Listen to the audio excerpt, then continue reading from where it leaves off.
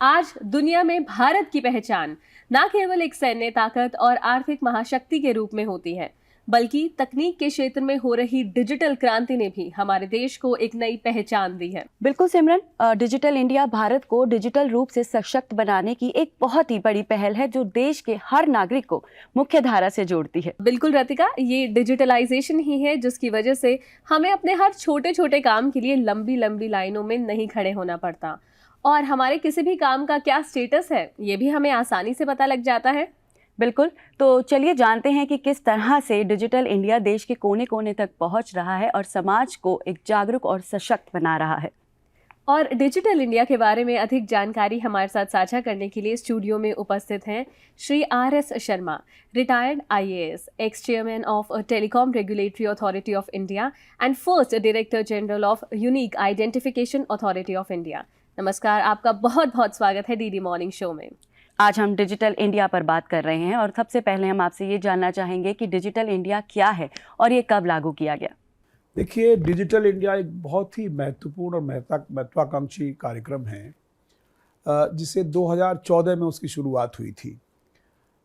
उस वक्त मैं भारत सरकार के IT डिपार्टमेंट के सचिव के पद पर पदस्थापित था और मुझे ये सौभाग्य मिला कि मैंने उस प्रोग्राम में उसके आर्टिकुलेशन में मैंने अपना कंट्रीब्यूशन किया। और इसके 3 महत्वपूर्ण बिंदु हैं। पहला है डिजिटल इंफ्रास्ट्रक्चर। इसका मतलब है कि टेलीकम्युनिकेशन और बाकी जो इंफ्रास्ट्रक्चर है उसको क्रिएट किया जाए। दूसरा है software and services on demand. इसका मतलब है कि ऐसे सॉफ्टवेयर और सर्विसेज हम बनाएं जो आम लोगों को फ़ायदा पहुंचा सके और आम लोग उसका लाभ उठा सके। तीसरा था citizens empowerment. Ultimately digital services भी अगर आप दे देंगे और जो हमारे नागरिक हैं अगर वो नागरिक उसको लाभ न ले सकें, उसको एम्पावर्ड ना हो, तो उसका कोई महत्व नहीं रहेगा, उसका कोई उद्देश्य नहीं रहेगा। जी हाँ सर, आपने बिल्कुल सही कहा कि डिजिटल इंडिया हमारी सिटीजन एम्पावरमेंट में मदद कर रहा है। ऐसे में आपसे ये जानना चाहेंगे कि जब इसकी शुरुआत हुई थी तो इसके क्या क्या मुख्य उद्देश्य थे। इसी उद्देश्य से कि हम किस प्रकार से अपने देश को, भारत को हम डिजिटली एम्पावर्ड सोसाइटी और नॉलेज इकोनॉमी के रूप में बनाएं और आम जनता को इसका फ़ायदा हो। तो आप ये मान के चलिए कि जैसे मैंने बताया आपको 3 उसके एरियाज़ थे। पहला एरिया था डिजिटल इंफ्रास्ट्रक्चर। डिजिटल इंफ्रास्ट्रक्चर का मतलब है कि जैसे कनेक्टिविटी है। कनेक्टिविटी बहुत महत्वपूर्ण अंग है डिजिटल इंडिया का, क्योंकि अगर कनेक्टिविटी नहीं होगी तो कोई भी एप्लीकेशन नहीं चलेगा। आज आप देखते हैं कि 650 मिलियन अर्थात 65 करोड़ लोगों के पास स्मार्टफोन है और तरह तरह के एप्लीकेशंस का लाभ उससे ले रहे हैं लोग। तो कनेक्टिविटी सबसे इम्पॉर्टेंट है। कनेक्टिविटी की दिशा में मेरा सौभाग्य था कि मैं TRAI के चेयरमैन के पद पर अगस्त 2015 से लेकर के सितंबर 2020 तक रहा और उस दौरान काफ़ी उथल पुथल हुआ टेलीकॉम सेक्टर में। जब शुरुआत के दौर में डेटा की कीमत करीब 300 रुपया पर गीगाबाइट थी। आज की तारीख में डेटा की कॉस्ट 7 रुपया पर गीगाबाइट है। तो ये बहुत बड़ी परिवर्तन हुआ है, बहुत बड़ा परिवर्तन। और इसी परिवर्तन की वजह है कि आज प्रत्येक व्यक्ति मोबाइल फ़ोन के इस्तेमाल से पेमेंट कर रहा है, मोबाइल फ़ोन के इस्तेमाल से अपने आप को आधार में ऑथेंटिकेट कर रहा है, टिकटें खरीद रहा है रेलवे की, या बहुत सारे कितने एप्लीकेशंस हैं जो घर बैठे आप मोबाइल से कर सकते हैं। जैसे हमारे प्रधानमंत्री का विज़न है कि किसी प्रकार से मोबाइल जो गवर्नेंस पूरी की पूरी हो वो मोबाइल में हो, हर व्यक्ति के हाथ में गवर्नेंस हो। तो ये बहुत बड़ी उपलब्धि उसकी हुई। आपने बिल्कुल ठीक कहा कि नॉलेज बेस्ड इकोनॉमी महत्वपूर्ण होती जा रही है। हमारा देश सीखता रहे और प्रगति की राह पर आगे बढ़ता रहे। ऐसे में भविष्य में आप डिजिटल इंडिया का क्या योगदान देखते हैं? देखिए, इसमें 3 बातें माननीय प्रधानमंत्री जी ने हमें बताई। हमें प्रेजेंसलेस, पेपरलेस और कैशलेस 3 तरह की गवर्नेंस हमें करनी है, जिसमें प्रेजेंसलेस हो, आपको ज़रूरत न पड़े वहाँ जाने की। तो प्रेजेंसलेस गवर्नेंस किसने इम्प्लीमेंट की? आधार ने। आधार के माध्यम से आप कहीं भी देश में हो अपनी उपस्थिति दर्ज कर सकते हैं कि मैं हूँ, मैं RS शर्मा हूँ। इसका बिल्कुल बायोमेट्रिक ऑथेंटिकेशन के माध्यम से, OTP के माध्यम से, आइरिस के माध्यम से, फेस के माध्यम से आप प्रूव कर सकते हैं। तो प्रेजेंसलेस, रिमोटली आप अपने आप की अपना इलेक्ट्रॉनिक KYC दे सकते हैं, अपनी ऑथेंटिकेट कर सकते हैं। उसी प्रकार से कैशलेस गवर्नेंस का यूपीआई ट्रांजैक्शन आप देख सकते हैं किस प्रकार से कैशलेस गवर्नेंस धीरे धीरे हम लोग कर रहे हैं। डिजिटल ट्रांजैक्शन इस देश में कितने बढ़ रहे हैं। तीसरा है पेपरलेस का मतलब है आज की स्थिति ये है कि आप घर बैठे बैंक अकाउंट खुलवा सकते हैं बिना पेपर को सबमिट किए हुए, अपना इलेक्ट्रॉनिक केवाईसी के माध्यम से।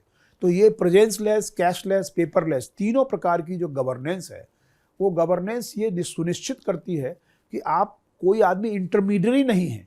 इससे आप अंदाज़ा लगा सकते हैं कि डिजिटल इंडिया न केवल इसके लिए है कि लोग डिजिटल बड़े जो जिनके पास स्मार्टफोन है वही लाभान्वित हो सके, बल्कि डिजिटल इंडिया वस्तुतः गरीब लोगों के लिए, मुफलिस लोगों के लिए, जिनके पास पैसा नहीं है, जिनके पास ज़रूरत है जिन्हें, उनके लिए भी कितना लाभदायक है। कोविड संक्रमण काल के दौरान हमें डिजिटल इंडिया का स्वरूप साफ साफ देखने को मिला। तो ऐसे में आपसे जानना चाहेंगे कि डिजिटल इंडिया के क्या क्या स्तंभ हैं, यानी इसके क्या मुख्य घटक हैं। देखिए, डिजिटल इंडिया के 3 घटक हैं जैसे मैंने कहा। पहला है डिजिटल इंफ्रास्ट्रक्चर। उसमें मैंने आपको बताया कि कनेक्टिविटी टेलीकॉम की, उसी प्रकार से जो डिजिटल प्लेटफॉर्म्स बनाए हम लोगों ने, आइडेंटिटी का प्लेटफॉर्म आधार, उसी प्रकार से पेमेंट का प्लेटफॉर्म यूपीआई। आज देखें कि यूपीआई से करीब करीब 900 करोड़ ट्रांजैक्शन एक महीने में हुए हैं। पिछले महीने में 9 बिलियन ट्रांजैक्शंस, इसका मतलब है हर दिन 30 करोड़ ट्रांजैक्शंस यूपीआई से होते हैं। आज सब्जी वाले से लेकर के बाकी सब लोगों को डिजिटल पेमेंट्स करते हैं। तो जो माननीय प्रधानमंत्री जी का जो विज़न है कि हम पूरा डिजिटल पेमेंट सिस्टम करके हम देश में डिजिटाइजेशन लागू करें, वो साकार हुआ है। दूसरा स्तंभ जो है सॉफ्टवेयर है, सॉफ्टवेयर सर्विसेज। तो जितने भी सॉफ्टवेयर हमारे बने, आप ये देखें कोविड के पीरियड में हम लोगों ने बनाया कोविन, और कोविन ऐसा सॉफ्टवेयर है जिसमें करीब 220 करोड़ लोगों को टीके का डिटेल्स उसमें वर्णित है। कोई भी व्यक्ति हिंदुस्तान में पहला डोज अगर रांची में लगवाए, दूसरा डोज दिल्ली में लगवाए और तीसरा बूस्टर डोज त्रिवेंद्रम में लगाए, कोई परेशानी नहीं है, क्योंकि सारे का सारा जो आंकड़ा है प्रत्येक व्यक्ति के वैक्सीनेशन का आंकड़ा उसमें उपलब्ध है। उसी के साथ साथ प्रत्येक व्यक्ति को सर्टिफिकेट डाउनलोड कर सकता है। भारत में गांव और शहरों में विकास तेजी से हो और नागरिक जो है वो अपने अधिकारों और कर्तव्यों के लिए जागरूक हो, ऐसे में आगे चलकर डिजिटल इंडिया का आप जो विकास है वो किस तरह से देखते हैं? देखिए, एक तो ये है कि अवेयरनेस बहुत ज़रूरी है, लोगों को अपने हक का, अपने अधिकारों का और अपना काम खुद डिजिटल तरीके से कर सकें, किसी दलाल के ऊपर निर्भर न रहें।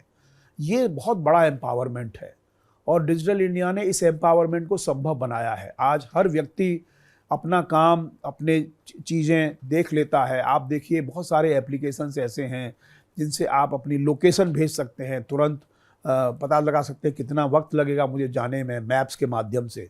तो ये जो चीज़ है लोगों को बहुत लाभान्वित कर रही है। और उसके साथ साथ बच्चों को देखिए आप, एजुकेशन में जिस दौरान हमारे कोविड के पीरियड में जब स्कूल सारे बंद रहे, उसके बाद भी हमारी डिजिटल क्लासेज चलती रहीं, बच्चों को शिक्षा मिलती रही। ये कितना बड़ा काम है और वो तभी संभव हो पाया क्योंकि हमारे यहाँ पूरे देश में 4G कनेक्टिविटी है। आज 5G भी बहुत जगह हो गई है।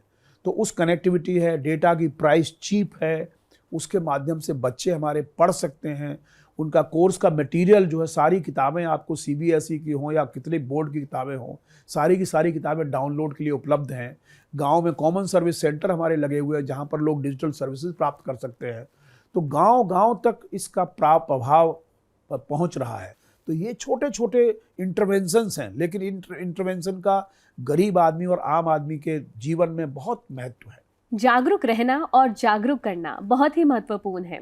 ऐसे में डिजिटल इंडिया से जुड़ी हुई ऐसी कौन कौन सी चुनौतियां हैं जिनके प्रति भविष्य में हमें सजग रहने की ज़रूरत है? देखिए, एक सबसे बड़ी चीज़ जो हिंदुस्तान ने दुनिया को सिखाई है और अब G20 के माध्यम से उसमें पूरा digital public infrastructure. Digital public infrastructure का मतलब है कि कुछ ऐसे काम सरकार करे जिसके माध्यम से पूरी इंफ्रास्ट्रक्चर सरकार चलाए। उसके साथ साथ जो एप्लीकेशंस हैं उस इंफ्रास्ट्रक्चर से जुड़ने वाले, उन एप्लीकेशंस को लोग इनोवेशन के माध्यम से डेवलप करें, एक स्टार्टअप सिस्टम हमारे यहाँ चालू हो। तो ज़रूरत केवल इस बात की है कि हम जो डिजिटल पब्लिक इंफ्रास्ट्रक्चर है उसको हम आगे बढ़ाते रहें, उसमें सबसे सस्ते तरीके से हम लोगों को सुविधा दे पाएंगे और साथ साथ लोगों को अवेयर करते रहें। हमारी जो अप्रोच है वो अप्रोच मोनोपोली की अप्रोच नहीं है, हमारी अप्रोच डेमोक्रेटिक अप्रोच है, जिसमें कि बहुत सारे लोग हो सके। आपने देखा होगा कुछ दिनों पहले एक ONDC करके प्रोजेक्ट लॉन्च हुआ है, open network for digital commerce. उसका उद्देश्य भी यही है कि किस प्रकार से गरीब जो सेलर्स हैं, जो रूरल आर्टिसंस हैं हमारे गांव में, वो भी इसके माध्यम से अपना सामान बेच सकते हैं, वो अपना ग्राहक प्राप्त कर सकते हैं, विदेशों में, देश में सामान ले सकते हैं। आप डिजिटल इंडिया के साथ शुरुआत से ही जुड़े हैं और हर घर, हर मोहल्ले और हर नागरिक तक डिजिटल इंडिया को पहुंचाने की कोशिश कर रहे हैं। तो हम आपके अनुभवों से ही जानना चाहेंगे कि क्या आप कोई ऐसा किस्सा हमारे साथ शेयर करना चाहेंगे जिससे आपको ये लगा हो कि जो डिजिटल इंडिया का बीज है वो समाज के जो आखिरी पायदान पर खड़े हैं व्यक्ति, उन तक पहुँच रहा है। देखिए, ऐसे तो बहुत सारे अनुभव हैं, लेकिन मैं ये मानता हूँ कि आधार परियोजना जिसका इम्प्लीमेंटेशन में मैं पहले 4 वर्षों तक उसका मुख्य कार्यकारी पदाधिकारी रहा था, डायरेक्टर जनरल और मिशन डायरेक्टर, वो एक ऐसा प्रोजेक्ट है जिस प्रोजेक्ट के माध्यम से सिटीजन्स को एम्पावरमेंट मिला। पहले आप देखिए, बैंक अकाउंट खोलने के लिए लोगों के पास डॉक्यूमेंट नहीं होते थे कि वो आप अपना प्रूफ ऑफ आइडेंटिटी और प्रूफ ऑफ एड्रेस दे सकें। आधार ने ये सब सुनिश्चित कर दिया हर व्यक्ति को। तो जितना संतोष ऐसे कार्यक्रमों को करने के मिलता है, उतना संतोष मैं समझता हूँ किसी नौकरी में नहीं मिल सकता। आपको आश्चर्य होगा, मेरा सबसे पहला कंप्यूटर मैंने खरीदा था 1984 में। बहुत से लोगों का जन्म भी नहीं हुआ होगा उस समय तक। और उस समय मैं डिस्ट्रिक्ट मजिस्ट्रेट बेगूसराय में था, और मैंने पहला काम ये किया कि जितने भी आर्म्स वहाँ चोरी होते थे या रिकवर होते थे पूरे प्रदेश में, उनका डेटाबेस को फीड करके मैंने पता लगाया कि ये गन इस जगह पे कटिहार में चुराई गई थी या लूटी गई थी और ये बेगूसराय में मिली। दोनों को मैच करा दिया। 22 इस प्रकार के हथियार हमने मैच कराए, सॉल्व किए केस। उस समय से मैं कन्विंस्ड हूँ कि डिजिटल टेक्नोलॉजी एक ऐसी व्यवस्था है जिस व्यवस्था के माध्यम से प्रशासनिक सुधार बहुत तेज़ी से और बहुत अच्छे से हो सकते हैं। डिजिटल इंडिया की वजह से भारत का हर नागरिक आज सरकारी सुविधाओं, सरकारी योजनाओं का आसानी से इस्तेमाल भी कर पा रहे हैं और उनके बारे में जान भी रहे हैं। डिजिटल इंडिया पर आज हमारे साथ जानकारी साझा कर रहे थे Shri RS Sharma, retired IAS, first DG of unique identification authority of India and x chairman telecom regulatory authority of India. Sir, आज हमारे साथ DD मॉर्निंग शो में जुड़ने के लिए आपका बहुत बहुत शुक्रिया और डिजिटल इंडिया पे हमारे साथ जानकारी साझा करने के लिए आपका बहुत बहुत धन्यवाद।